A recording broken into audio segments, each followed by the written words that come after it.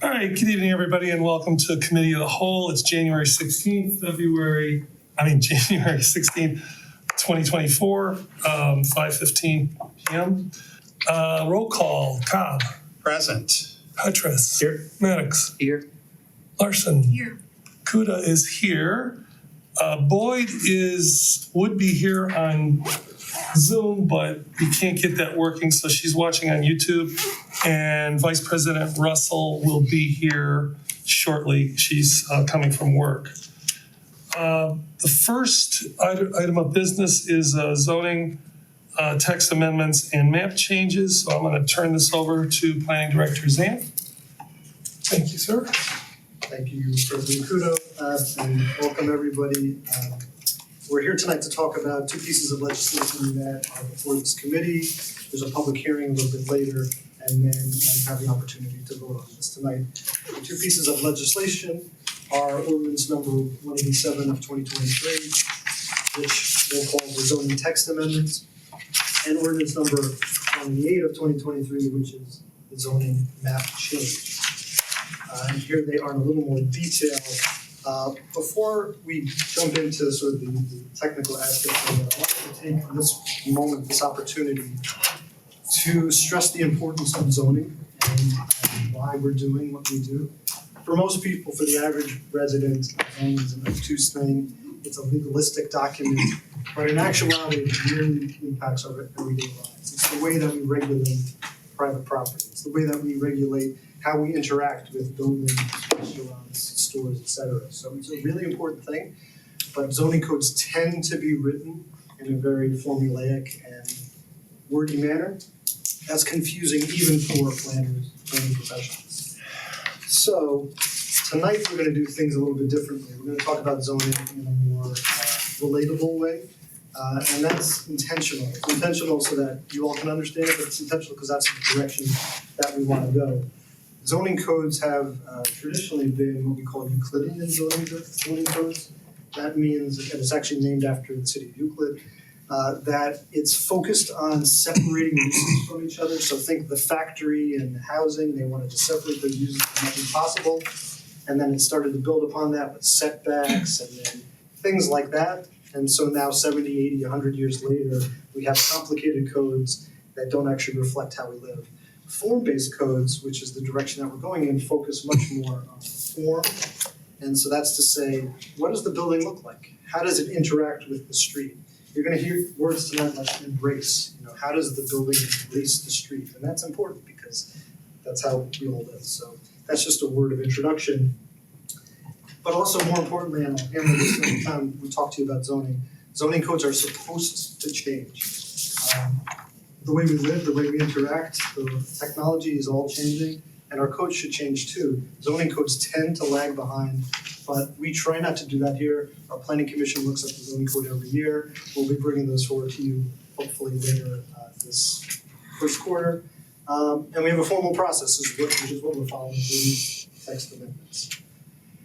So our starting point in this endeavor was we were looking at South Taylor Road. We were looking at South Taylor Road because there were a lot of planning initiatives that happened over the years.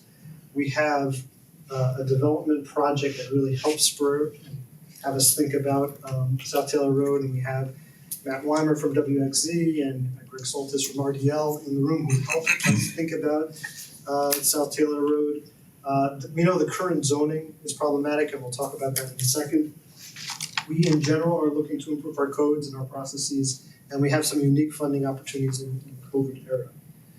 So, to put it bluntly, South Taylor Road from Euclid Heights Boulevard to Cedar Brook has 7 zoning districts. That is way too many. And you can imagine when you have 7 zoning districts, that, of course it's not a unified district. You have different uses, different standards, different intents and purposes. So that all leads to a disjointed and non-unified district. What we're looking to do with the Taylor Tudor Kane Park project as the spur for all this is create zoning for South Taylor that's more modern, that reflects mixed use, that really makes up that district, but also respects that single family neighborhood or neighborhoods that are immediately adjacent. And this is common in bigger multi-family. skinny, narrow commercial districts and then single family right behind it. So while we were doing that, we said, wait a second, why should this only apply to South Taylor Road? So we looked more broadly and comprehensively at all of our commercial districts. And so we took South Taylor and those intents, more modern code, mixed use, respect the single family, and applied that citywide.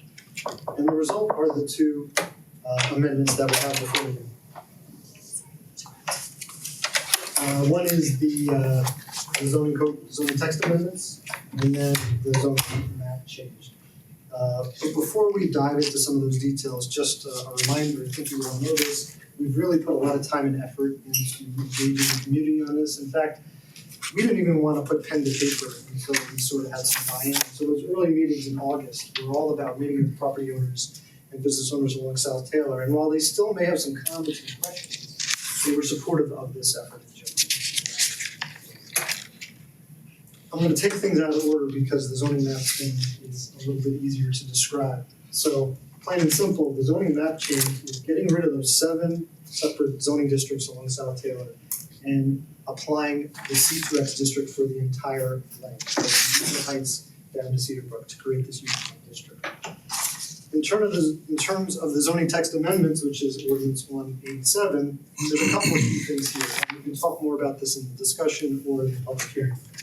Revising the definitions to make sure that they really reflect market standards. Revisions of the commercial district standards to promote that mixed use and all different forms of transportation, not just vehicles. Specific changes to the C2X in particular, we learned a lot of that from the Cedar Lake Meadowbrook project. And then introducing those form-based standards that I was alluding to before. And that includes frontages. So how does the front of the building interact with the street? And there's a couple of typologies that we're all used to. So this introduces that into the code. Transition zones. How does the building or property transition from the building to that residential district? And then design guidelines and windows for the commercial area, which we're going to spend some time on right now, because that's been the area of most concern and comment that at least we've heard. And I think we want to stress here that we believe that where people are concerned about and where we have proposed changes are really the same thing. We're trying to get to the same place. We have shared goals. And what is that? To create ground floor spaces in particular that are active and interesting. We're using the term here, alive and thrive. Let's allow our businesses to thrive, but let's make it an enterprise space. And this is not from Cleveland Heights, but there are many examples of just spaces that are really cool. But we also have to respect what's happening inside of that business or that space. You know, there's certain amounts of privacy or security that property owners want. So how do you balance those two things? We think we have a solution.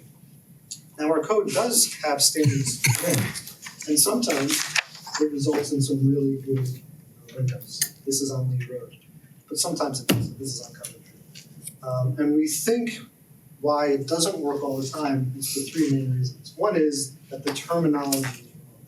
Things that we use to describe our windows transparency is actually not how the industry describes it, and not up to construction standards. Similarly, the standards that we have in there don't match up to how people and all of that equals it's really hard for us to go out there and start to measure things that we don't even have basic information. So we're proposing in this code a couple of things. One is adding some definitions, glazing and reflectivity in addition to transparency. That's how they do it in the construction industry. Overhaul the design guidelines to use the correct terms, focus on the ground floor and differentiate uses. So a restaurant should be treated differently than, let's say, an office space on the ground floor. And this makes that distinction. We provided some more detail on the design guidelines, you know, specifically types of glass, things that weren't in the existing, and then requires a review by the zoning administrator. The proposed code also has frontages as an important part of this conversation.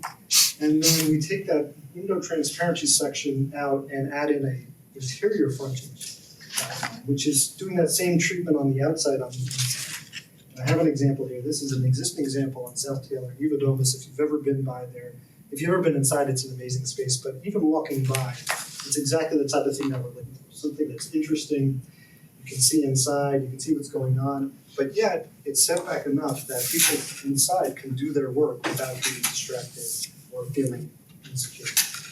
So this again is a case where the interior space embraces the outside, just like we want the outside to embrace the street.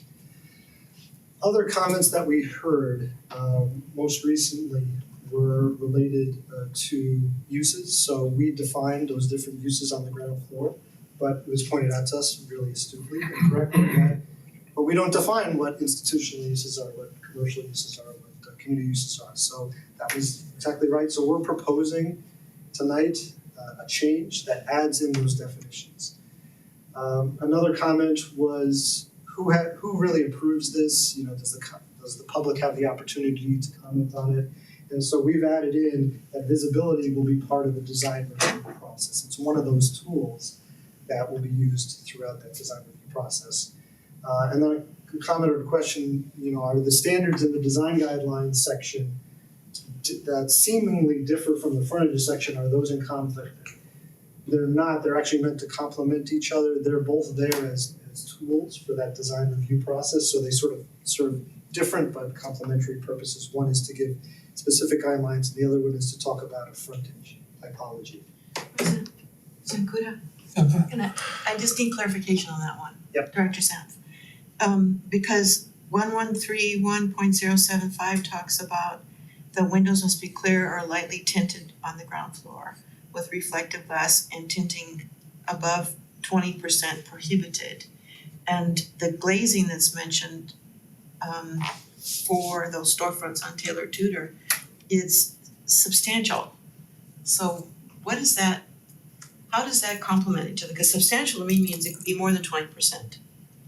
Well, and that's why it's got to be looking at the project. It's almost a case by case basis. That's sort of what I was trying to get at here, is that the frontage check, which is that second regulation that you mentioned, is really setting the bar. We want that, you know, reflectivity, glazing. We want that to be substantial. Now, how that works out on the individual project, there's some flexibility in those guidelines. So that's why they work together. And even though the word substantial, maybe when you see 25% or 20%, it doesn't seem substantial to you, but that all depends on what the project actually is. Okay. So I know it's a little bit of a roundabout answer, but it's really trying to set up that design review process. Okay. And case by case basis. Thank you. So just to highlight, underline, bold, italics, we really think that the proposed changes are so much better than what we have today.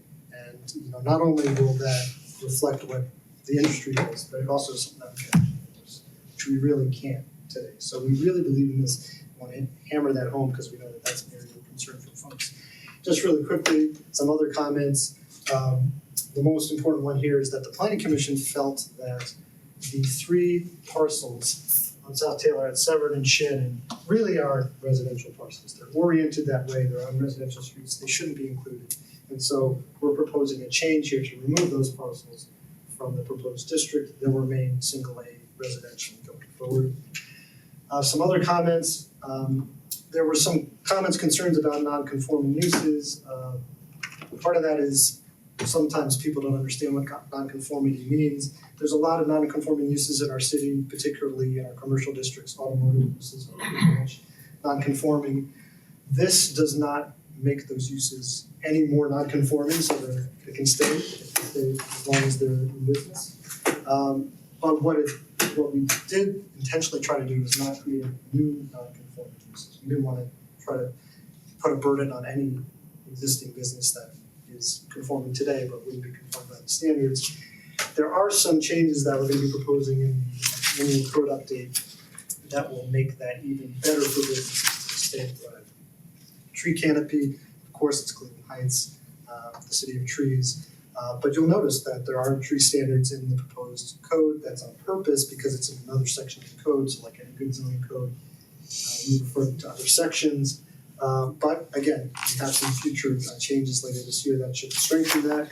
And then we do want to sort of share the commitment that we, the city, and the developer have to improve the streetscape and the tree canopy along South Taylor Road. Open air cafes, just to keep it short, a perfect example is an Aiken is something where you can basically bring in food from somewhere else and sit out there. It's managed by the property owner, whoever that may be. In this case, it's obviously the Market Hall property owner. So where we are in the process, we've done a couple of actions, the first 3 actions earlier, or late 2023. And we're here at the committee discussion, which is not an official part of the process, but business committee. The whole is active as planning and development committee tonight.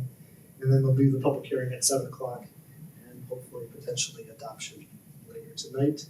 So our recommendation is after the public hearing to adopt ordinances 7188 to get proposed staff changes as a quote unquote emergency because to go into effect.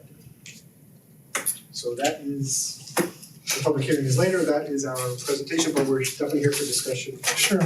So I went to one of the zoning hearings and you had about 8 or 10 business people, 6 or 8 business people there. Did any of them say that this might put some kind of burden on them with, this regulation? That's what we heard a lot about in the non-conforming water uses in particular. So again, we've had a lot of correspondence back and forth with them. We think we've made it clear that this preserves their status as is, and then actually we have these improvements. Is that because it's grandfathered in or because this actually has the flexibility? Oh, okay. So the non-conforming use is to stay, it's not created any more non-conforming. I think they didn't understand that they already were non-conforming. I see. So when they saw that, they were talking about changing their designation. And also, I think they were a little bit afraid that was something. So maybe it's an opportunity to Right. language we use. Okay. Let the record show that Vice President Russell has arrived. Any questions? Questions. Is there any urgency for us to vote on this tonight following public comments? If those public comments raise some issues or questions that council wants to come back and have a discussion on. It seems we would be precluded from doing that if you're asking us to vote tonight. We are asking you, but of course everything is dependent on the public comment. And the reason why there's some urgency is obviously the Taylor Tudor project or the Cape Heart Village project. We'd like to start to get its process going. There's another application that may use this standard in March. So there would be 2 applications that could be. You had earlier a picture of a business on Coventry. It's not the only one down there that has blinds. Is there anything under this proposed window ordinance that would prohibit that? Yes, that's where those standards of glazing, transparency, visibility, that all comes in. Okay, and when we use the language, commercial retail use is 25 to 75% is recommended. It doesn't sound like that's mandatory. We did design it as design guidelines on purpose, sort of to Councilor Watson's point before. These are really going to be on a case-by-case basis, so having a rigid standard, which is part of the problem of the existing code, meant that people were almost forced to use blinds. There was no option. And then with reference to the referral to the Planning Commission first, and then their decision is subject to review by the zoning administrator. Does that differ from what the present case is with the Planning Commission when it approves a project or a conditional use? It's actually very similar to what we do. For example, the landscape plan is not approved by the Planning Commission, it's approved by the planning director. Right. So this is typically how we do these technical items. They get to review it, but the final approval is the zoning administrator. Okay, thank you. Other questions? Thank you, Director. Appreciate you. See you on the other side. Yes. Okay. Okay, we're gonna go into executive session now. Councilman Cobb, if you would. Sorry, public, you have to step outside just for, I think this is gonna be short. Yes, I would like to make a motion that we go into executive session to consider the sale or lease of property Let me pull the agenda up to make sure I'm correct. To consider the terms of sale or lease of city-owned real property, I move that we go into executive session to do that. Second. All right, all in favor? Aye. Oh, do we have to, Yeah, do a roll call. we have to do a roll call? Okay. Councilwoman Russell? Vice Aye. President Russell? Con? Aye. Aye. Aye. All right, we are now in executive session.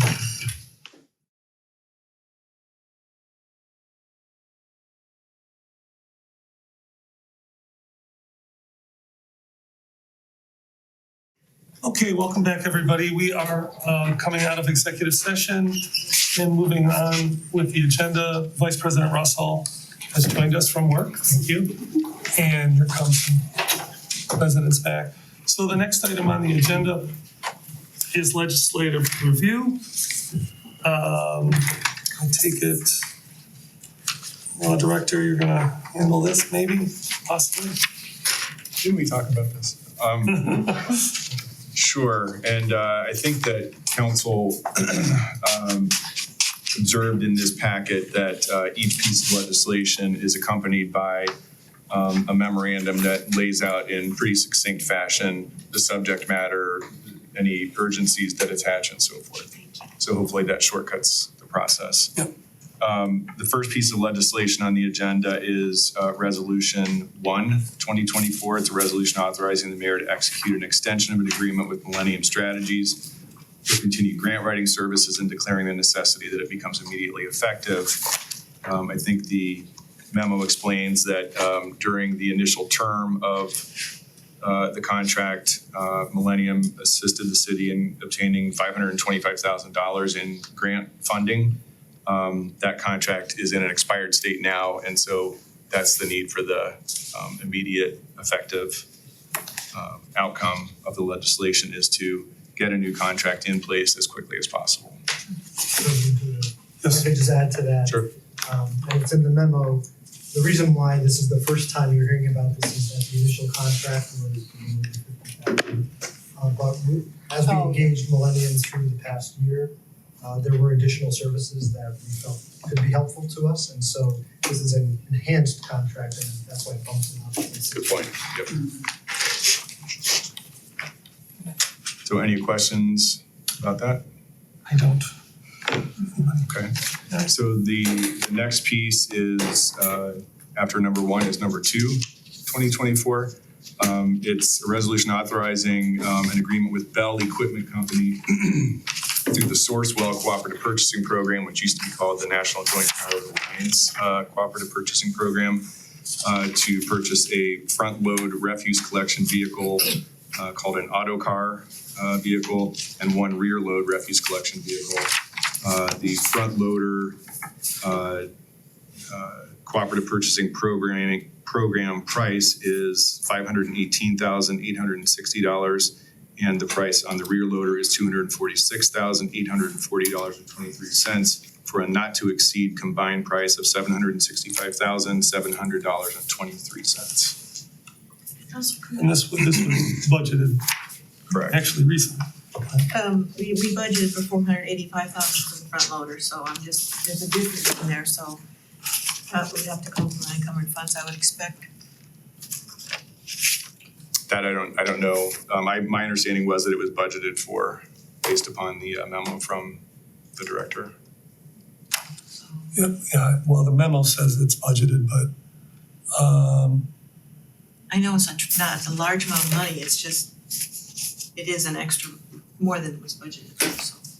Administrator Williams, can I ask you to possibly look into that discrepancy on that amount of money? Because I have no way of, I can't promise you I can get that done in the next hour. Well, no, No, I don't mean that.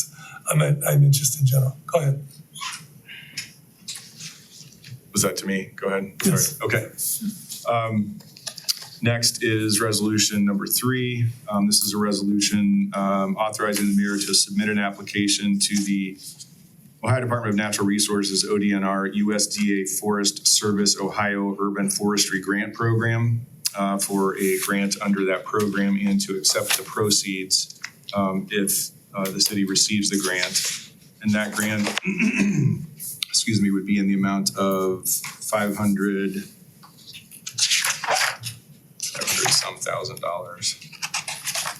But the applicant, $500,000 even, up to 500, and the application does need to be authorized. And the acceptance would be pre-authorized then if it's awarded to the city. Mr. President, Yes, I want to go back for just a second. I realize we have an opportunity to kind of fix a process we've already just started with the first meeting.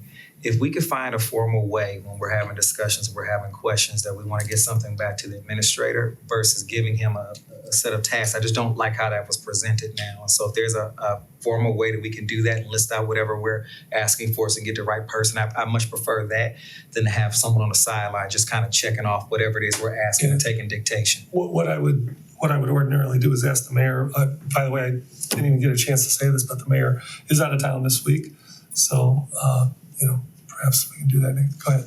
Okay, so any questions about the urban forestry grant? No. I don't know who probably can provide more of the detail on number 4, number 5, number 6, but each has a memo accompanying it, and these all have to do with reappointments to the CAC, the BZA, and the ABR. Is that you, Mr. Cox? I can speak to them. Sure. So CAC's terms are for 1 year, and they need to be appointed every year. Sometimes it happens in December, very often it happens in January, so that is appointing these individuals, appointing them to the CAC. Resolution number 5 is reappointing Liza Wolf to the BZA, her term expired. And 6 is reappointing Denver Booker as the ABR, and then elevating Catherine Lester. She's an alternate right now, but Joe Strauss resigned as of January, so now there will be an alternate vacancy, but at least the full position. And that's part of the justification then for the immediate effect request is these terms have expired. And along those lines, the memos discuss the fact that these terms have expired. And I just wanted to point out to council that under the Ohio Revised Code and Ohio law, a position of public trust in Ohio where a term expires, the person who is in that term at the time that it expires continues in that office until their replacement or reappointment occurs. So there is actually no lapse in sort of the ability of the body to carry on business, but nevertheless, you want to get all those terms synced up and made effective as quickly as possible. All right.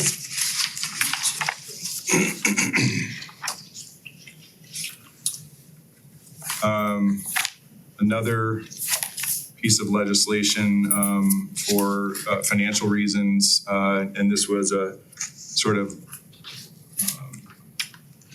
late arising piece of legislation, a resolution authorizing the mayor to apply for, accept, and enter into a water pollution control loan fund agreement on behalf of the city with the Ohio EPA, designating a dedicated repayment source for the loan and declaring the necessity that it's immediately effective.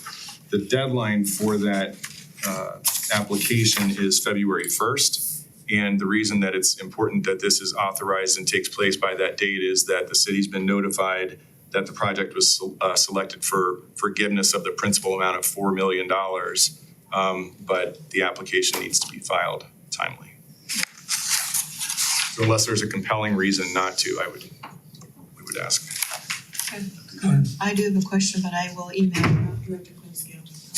Meeting. Okay. Thank you. All right. Oh, go ahead. What the question is. You can still email it. I just like to know what the question is. I'll copy you on the email. Thank you. All right, so the second readings. All right, so those are all the first readings. Yeah. Second readings, the first two are the zoning code amendments related to the South Taylor C2X multiple use zoning district proposals, which were discussed earlier. and you're gonna have a public hearing. I think there's a question earlier about whether it was important for council to act if there were concerns that arose. And I think my answer is consistent with Eric's, but I would say if there's things that council hears during the hearing that require follow-up, you should do that prior to voting. But many times after the public hearing, council will feel in a position to move forward. And if that's the case, that's the request of the administration. I'm going to identify and then punt on ordinance 196, 2023 and 197, 2023.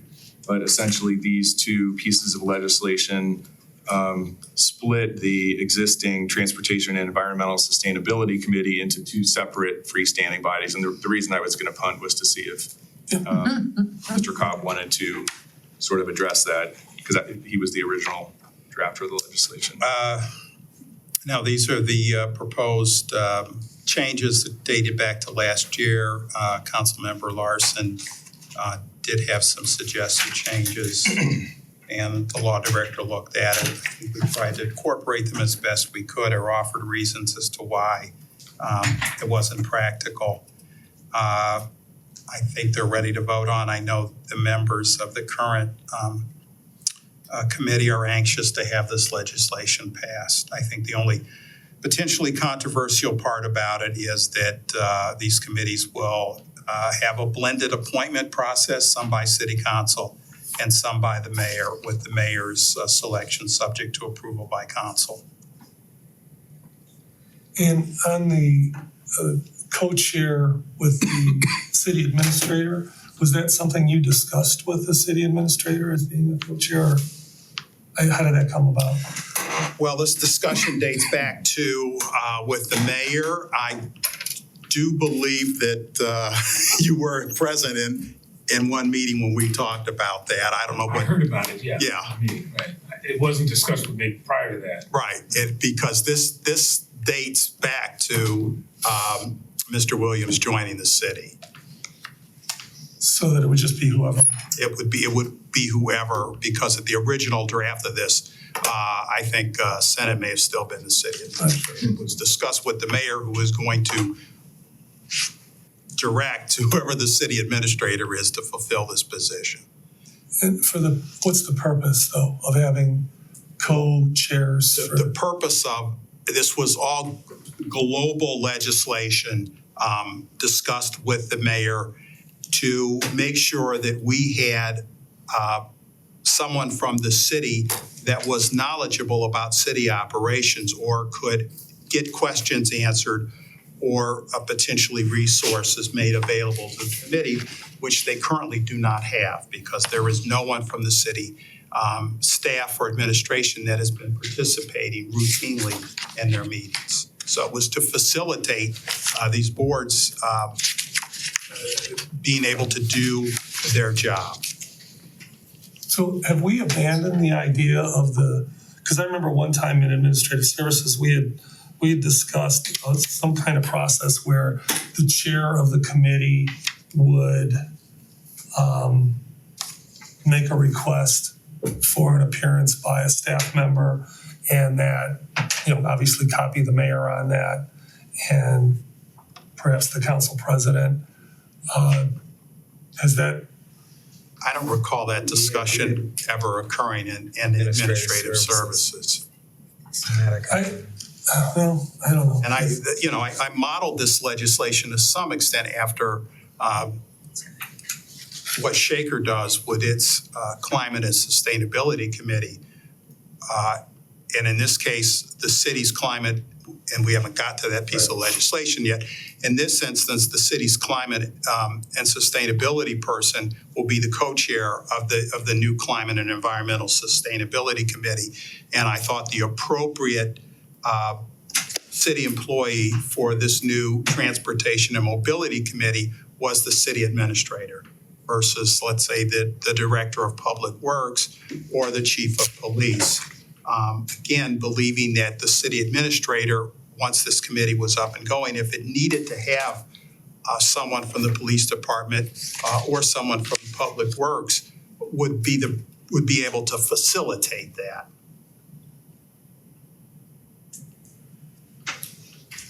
In answer to your question, that process is in place simply because there have been times over the last year or so that the committee members have wanted to have a member of staff there, and it's not always, doesn't always happen.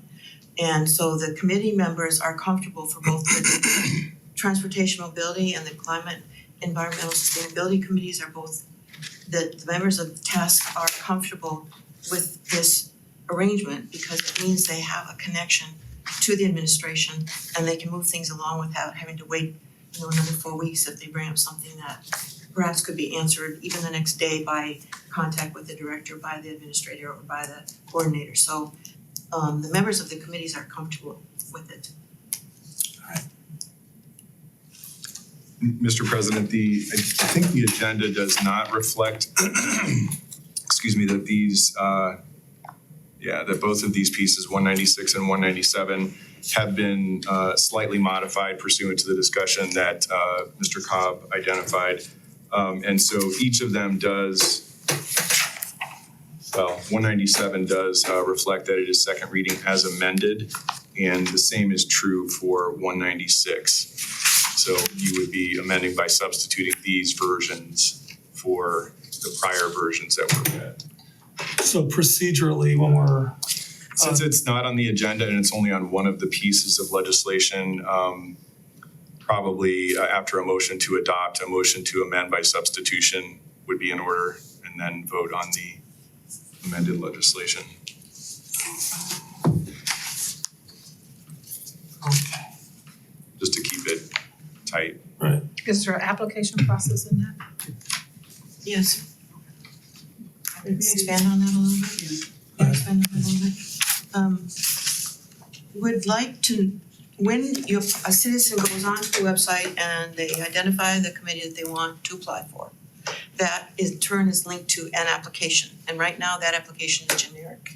I'm just wondering if, like with the Transportation Mobility Committee, they list some demographics, like people, their interests, what their interests are for being on this committee. Bicyclists, transit users, mobility challenge, and business people.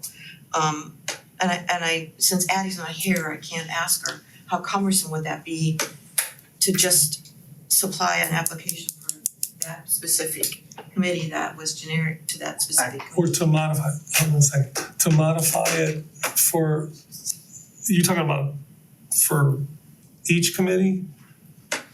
Just Or these particular two.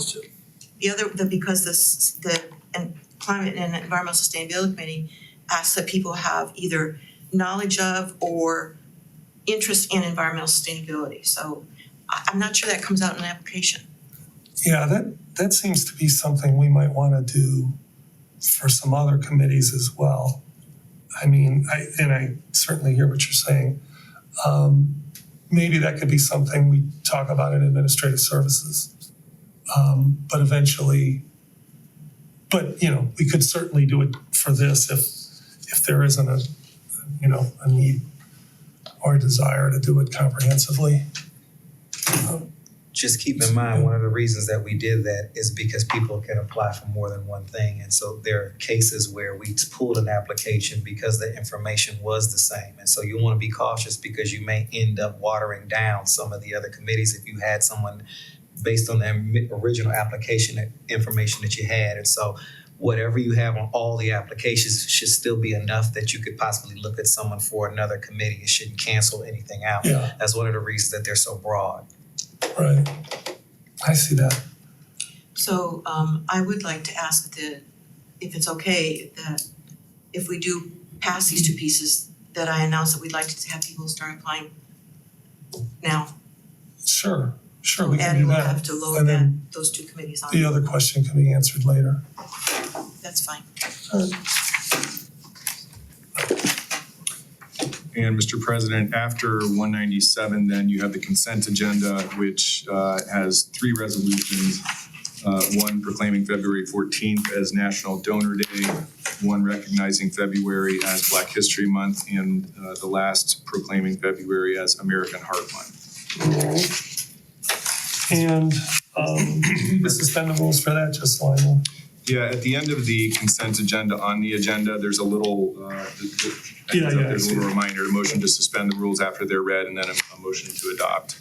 Councilman? What are we doing about former President Hart's resolution she's working on? She sent over to us. I didn't see that on Well, here, and I want yeah, to make it's- sure. I mean, if it's not on the agenda, I don't know that we should discuss that. In committee I- of the whole. Pardon?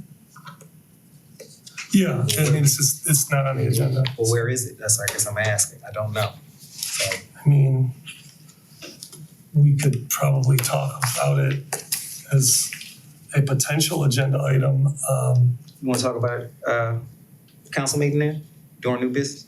Well, I guess that would be an appropriate place. Either old or new, because it's got to come up today. Multiple residents have asked. It's been addressed and it's been submitted, so I think it's something we need to talk about. I don't have I a mean, problem that's the bringing it up, so- prerogative of anybody during new business. That's fine. I'll bring it up then.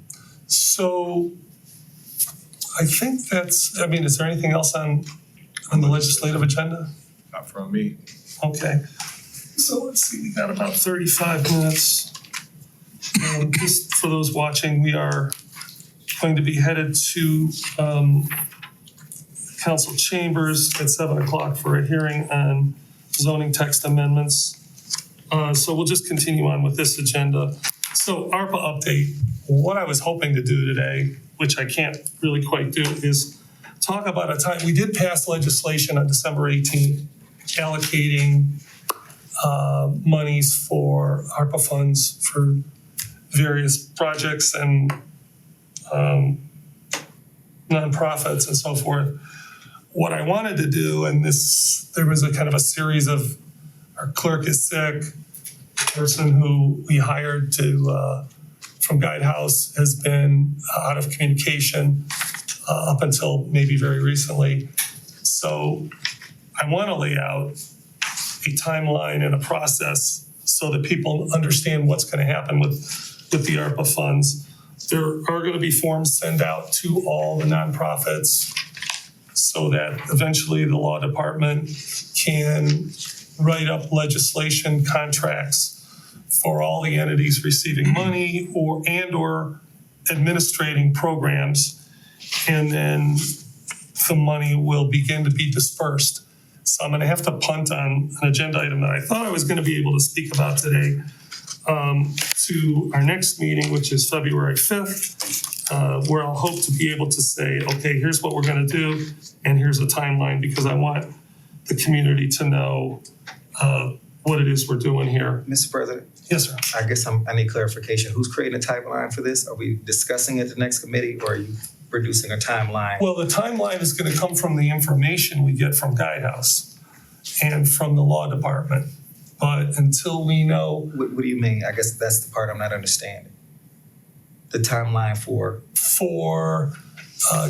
gathering information, sending it to the law department writing up contracts. You know, we know what. so are you just speaking to the nonprofit portion, not the other project? Well- I guess that's the well, I said- clarification, because you I- said ARPA, so I'm just trying to figure that part. No, I did include the administration of, so there are things that we pass, like for instance, the home repair program. That's not, even though that may be managed by a nonprofit, I mean, we don't know, there was no application for that. So in some cases, there are going to be decisions about how things are going to be administrated outside of the nonprofit world. And then, of course, there's a plethora of nonprofits that are getting allocated money, so. I was speaking about things like tiny homes, you have the shipping containers, things like that. How are we going to build our discussion out for that in that timeline? What does that look like? Because that's something outside of Guidehouse that we would Right. kind of have to work on if we put these projects out here, so. Well, I mean, it's outside of Guidehouse except for the part about the reporting and, you know, when we can start distributing money and the processes we have to go through. So that's the conversation that I need to have with them, but we'll all be part of that. So a timeline can be created. Right now, I A don't, timeline for releasing funds for these projects, Yes. or a timeline for completion? I guess that's well, the timeline for complete, you're talking about complete. that's when you say timeline, yes, timeline for The application Getting money to process, people. distributing that, Just getting whatever money it to is. people. Okay, Yeah. that's what I'm Yeah. trying to get clarification on. Okay. Thank you for that. So where are we? Committee assignments. Okay, so I emailed these. I'm gonna save them.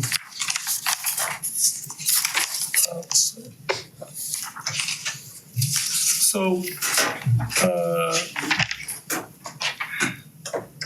these are the council committee assignments. So the first person I read for each committee is the chair, the second person is the vice chair, and the third person is the member. So planning is Russell, Cobb, Kuda. Parks and Rec is Maddox, Russell, Petrus. Safety and Health is Boyd, Larson, Cobb. Housing is Petrus, Larson, Maddox. Finance is Larson, Maddox, Boyd. Administrative Services is Cobb, Petrus, Kuda. And Municipal Services is Larson, Boyd, and Russell. So the only thing I really need, Mr. and President, you don't have to tell me now, but the only thing I Mr. kind of need, hold on one second, I just want to finish this, is if you haven't, if there's a committee that meets, a citizen committee that meets, that you need, where you need to be there, can you go first? Is there something, citizen committee for your, Well, under municipal services would be the umbrella of hopefully the two new committees. okay, so you plan on, and Councilman Maddox, do you plan on attending? What is Parks and Rec, you would know, 'cause- I already know that, but that, Okay. how I handle my committee is gonna be fine. My question to you is, before we even got to that, housing was something that you specifically called out and created, so I guess I'm confused. So this is going to be, continue to be a permanent committee. Your hand isn't on it at all, but the last 2 years, we've been hearing housing. So how is this supposed to work with the remaining members of this committee and the legislation that you have in there? Are you gonna be wrapping that up? What does that look Well- like? Because it looks like your hands are off of a committee that you specifically asked this council to create. yeah. So if that's the case, I wanna know what that process looks like, considering looks like I am, well, Larson, Councilwoman Larson's still on the committee, but there would like to be some clarification on as president what you're gonna do with this, because that one's confusing to me. Yeah, we're gonna talk about a legislative process, that's actually on the agenda. But as far as I'm concerned, I mean, anybody who has legislative ideas, they don't necessarily have to be on the committee. Although I would probably, if something were presented in committee of the whole, if it got that far, I would probably refer it to committee if it was something that hadn't gone through. But are you talking about like if there's something, We went through quite a bit as you were building out this housing committee, Yeah. and a lot of information. So my question is, are you just handing that over to Councilman Petrus? Oh, And he's just absolutely. building on that, or is he setting his own agenda? Because we were in the middle of projects, so that's what I'm asking, including your legislation. I want to know what the expectation is for that. that's up to Mr. Petrus. That's your legislation. It's up to you, Mr. President. So I'm asking you, what's going on with your legislation that we have sitting in the committee that we're still trying to work through? Okay, right in this moment, I don't know. Okay, that's just one clarification, Sure. because the reason I'm addressing that is I have several pieces of planning and development that I plan to continue to work through, and I don't have a problem with that, but I'm not going to let those go. I want to make sure that I see that those go through. And so is that your expectation for housing, for anything that you have, or should we be looking at this a different way? Oh, I certainly feel free to do that, sure. That's not an answer to the question. My question is feeling free and All right. doing it. So I just want to make sure that All right. when we move forward, we're going to organize. That's my answer. Mr. Petrus, there But I'm is, sorry, I wasn't finished. okay, But yeah, but I'm done. there's no reason to be dismissive of me. I'm not being dismissive. But I wasn't finished. I recognize you weren't. You continued to talk Yeah. while I was talking. Yeah, So what is the plan for us transitioning any current or active legislation or agenda items that were on the agenda even 4 weeks ago? There needs to be some types of transition communication. What is the transition plan for that, is my question. okay. I don't have a transition plan for any of, I've never seen the legislation from planning. I'm not just talking, I'm talking about for all of the things that we're working on, are we handing those, what does that transition plan look like? There were things happening in active committees already, I guess is my question. Against the office. I mean, yeah, so any chair can decide to move that stuff forward, I would assume they'll do it. Yeah, please. So any legislation that everyone here knows, I think you have talked to Addie about bringing out all of that legislation forward to the committee of the whole. That's what I was looking for. So- I appreciate that, Madam Vice President. So, any outstanding legislation that Addie is aware of and that we have talked about that has been vetted, I guess, somewhat.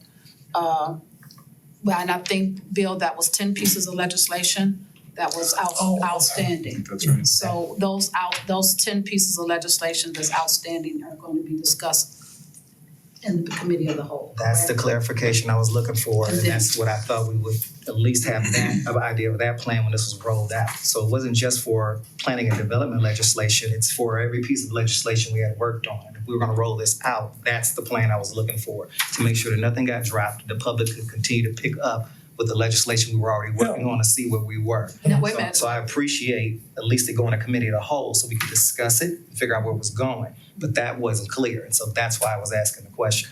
So I just want to be clear too, that I know that we discussed whatever legislation that was in writing already. Mhm. So if there's no legislation in writing, we did not discuss that. Perfect. So only legislation that was in writing that Addie, Bill, and knew about, which was those 10 pieces of legislation, that's what we discussed. You completely, thank you. Okay, That's- I that's thought you were what talking about just discussion pieces. So there is no committee as far as there definitely is no committee for housing. I thought maybe perhaps that might be something you might want to look into, but that's up to you.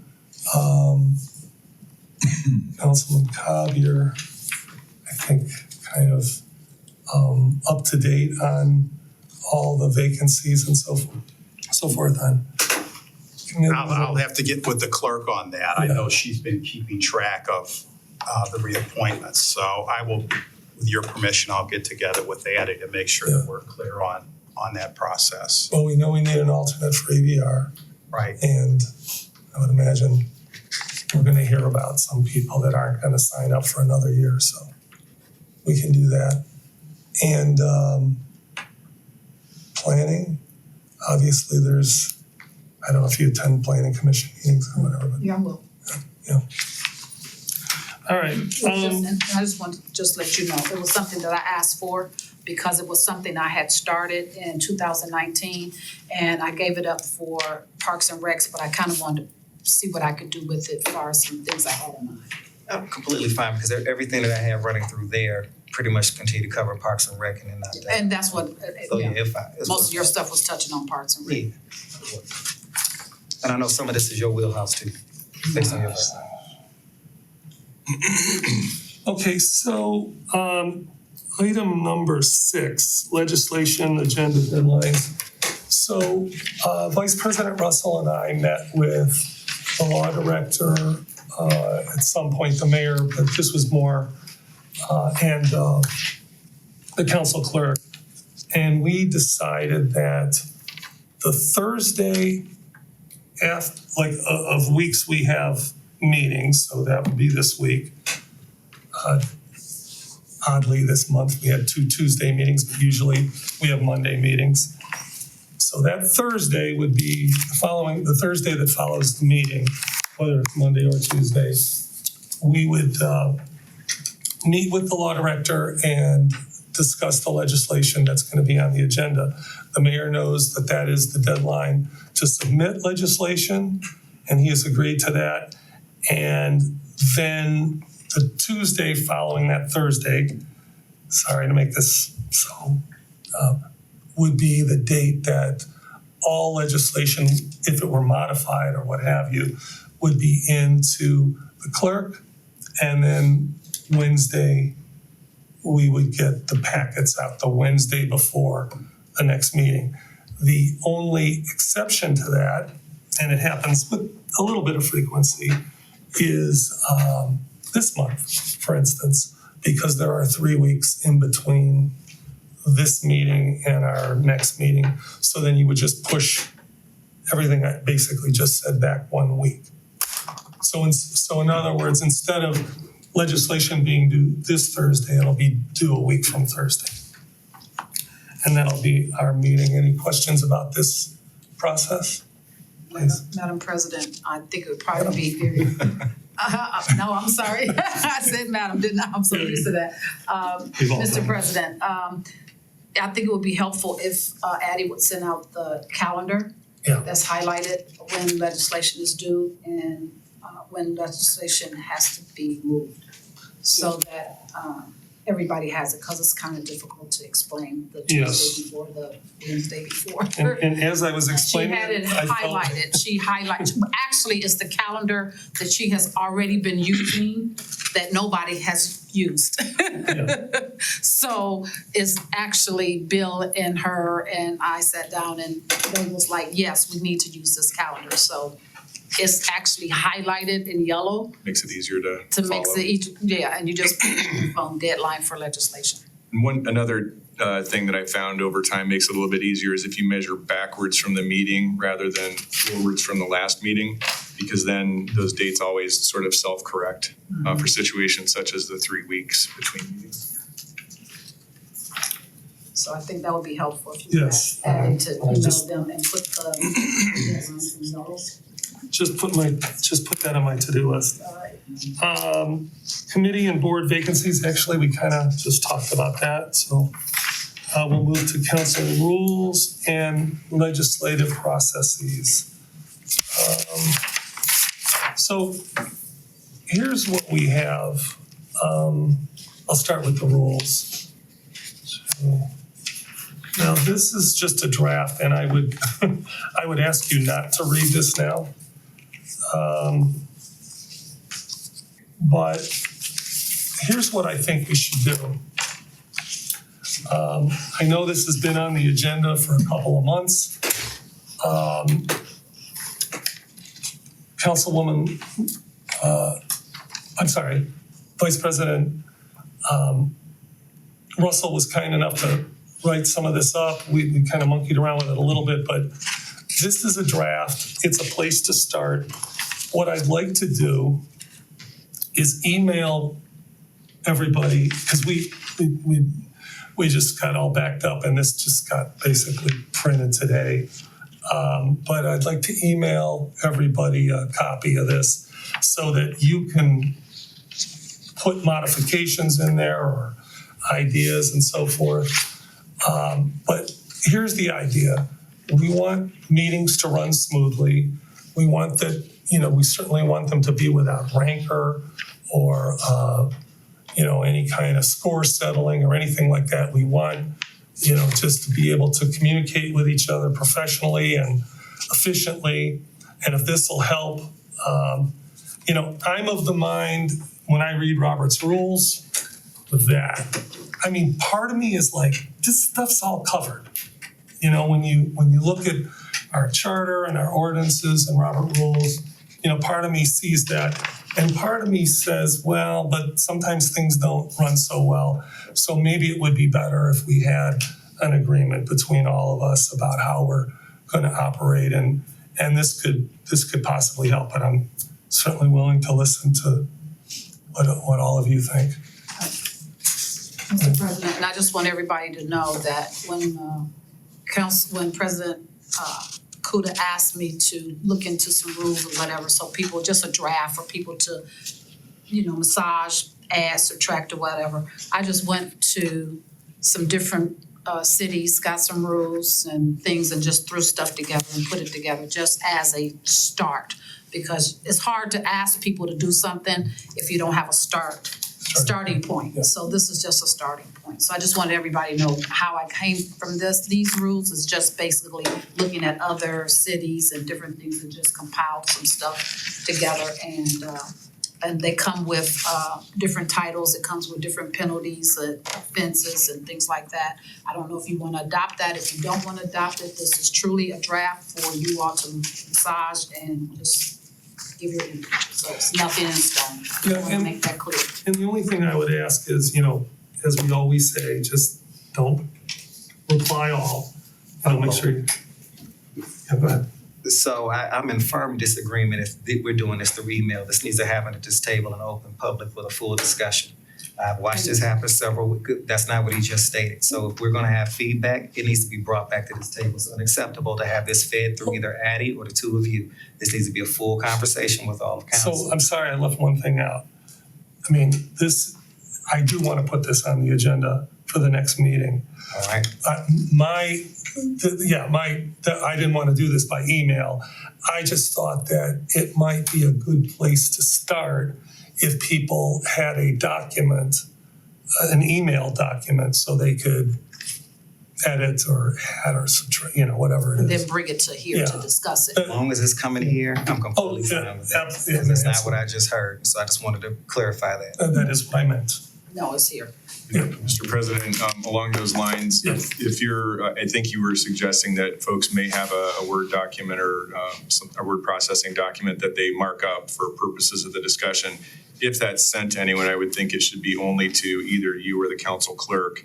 And again, not copying anyone else from council to make sure that you're, it's just a Right, distribution method, not a discussion method. right. And I'm by no means making that mandatory. I'm saying here's something you can do.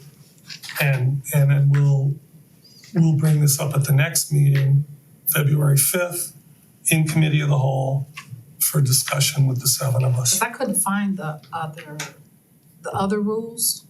I was gonna ask I where they couldn't are, find that, it. because I Addie couldn't- printed them out for us. I couldn't find them. Okay. Cause I wanted to email them and add them to this as some extra things, but I couldn't. The temporary standing rules that Yeah. from a couple of years ago, I know she found them. Oh, So I don't Now know we where know that what you're talking stands, about. yeah. Yeah, cause I asked for them to be emailed to me, but I didn't get it, so I just wanted to add that to this as extra stuff for people to go through and say yes, no, or whatever. well, I did think I thought we got that email, but I'll check on that. Yes, sir. Is this just council rules? Because I guess my question is, there's no remedy for anything here. There's no hearing, there's no meeting, there's no if this, then that. So we need more than rules. There needs to be a process in place so that people have an opportunity. I can tell you right now, this is a gotcha without that. If you're going to have a set of rules, there needs to be some kind of clear hearing where this is discussed before any decisions are made openly in public. So not just rules, but what's the remedy for someone who is caught up in something like this simply from another counselor? So if you're going to do rules, there needs to be a process in place for review, for any type of hearing, and any type of remedy for whatever counselor is on this. Otherwise, this is extremely problematic. Please Yeah. feel free to do Rules that. about, Please so. feel free to No, do that. I'm just stating, no one should be approving anything without a way for someone to be able to discuss this and go through a process. Definitely. Thus the term draft is on here.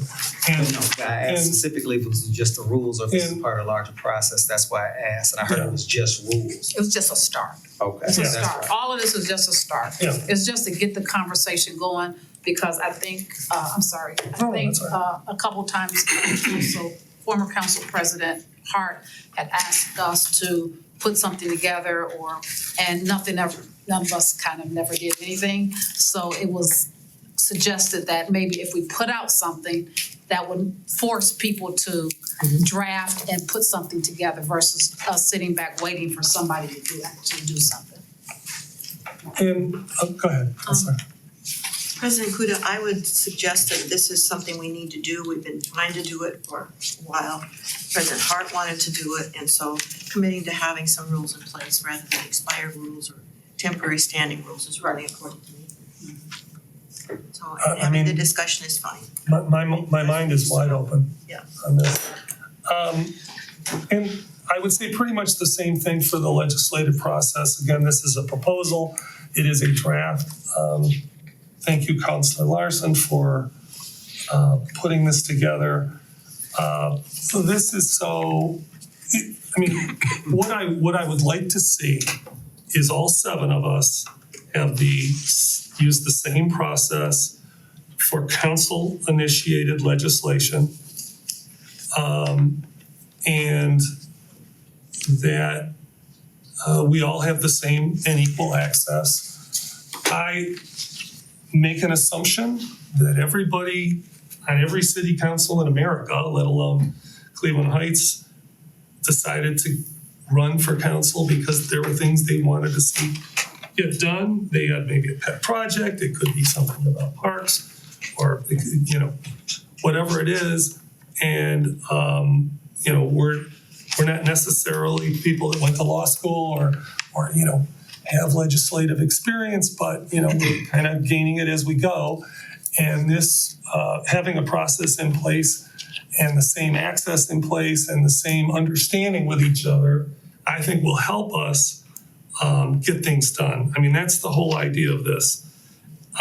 This seems a bit lengthy to me, but, you know, maybe what we could do is just start boiling it down, you know, to some bullet points. But again, thank you. This is a good start. I agree with you, Vice President, that's a very important thing to have a starting point, because I think something's more likely to get done. Go ahead, Councilman Maddox and Petrus. I brought this up and I've spoken to several council people separately, and this is feedback I'm continuing to get just looking at these times. I'm still concerned. There are way too many committee meetings during the day where the public isn't able to attend. We even had a housing open forum at 4:30 in the afternoon that most of the city couldn't attend.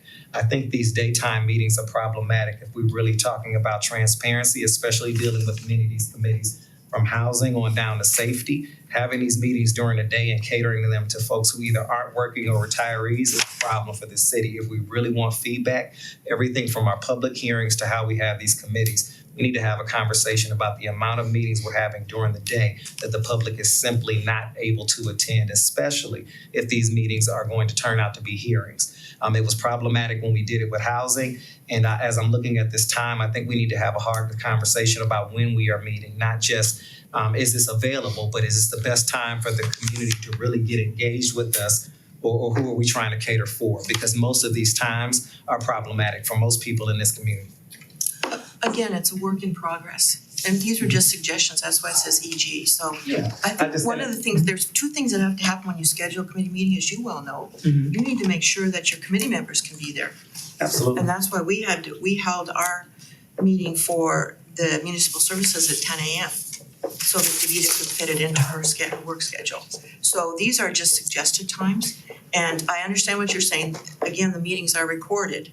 So if we get some feedback that maybe we need to meet in the evenings exclusively, I think that's doable. It's just that this is a discussion point. I know what you're saying in terms of the meetings being recorded, but that if you're doing a public hearing, that doesn't help. I would not do a public hearing in the morning. What we already did, you and I and Councilman Kuda, we already did one Yeah, we did one at 4:30. at 4:30. So let me address if it. we can at least have a commitment that our public hearings will be in the evening so I can attend, I think I'd feel better about this. But we shouldn't be doing any public hearings where most of the public can't come. So let me address that. I mean, because I'm all about that. I'm all about getting attendance and making it comfortable for people. One of the reasons why we ended up doing some daytime meetings, committee meetings, is because, and especially early on, there was a lot of talk about